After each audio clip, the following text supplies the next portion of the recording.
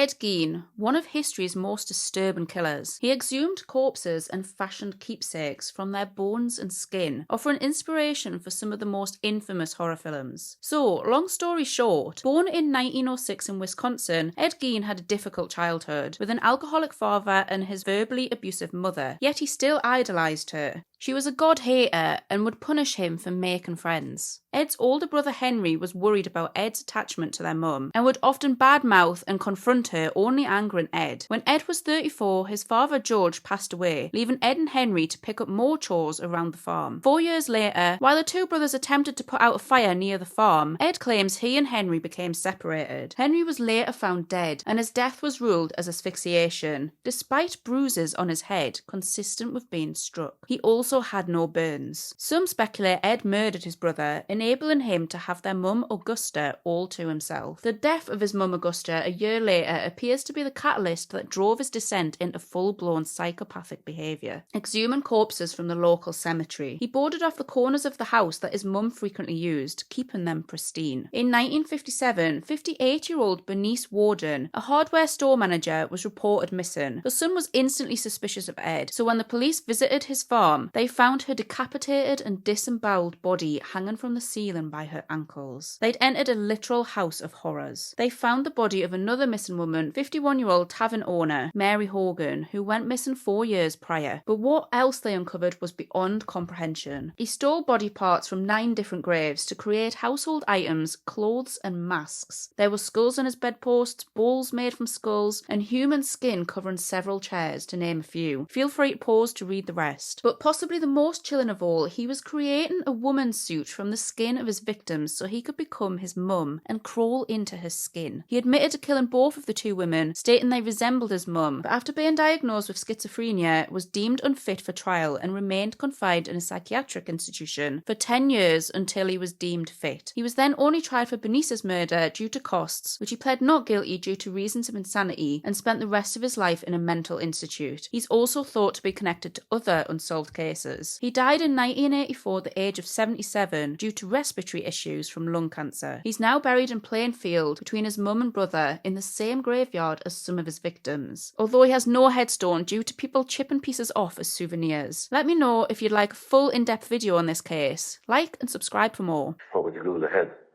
That must have been taken from reading about in these magazines and everything. Taking the flesh off like a headhunter.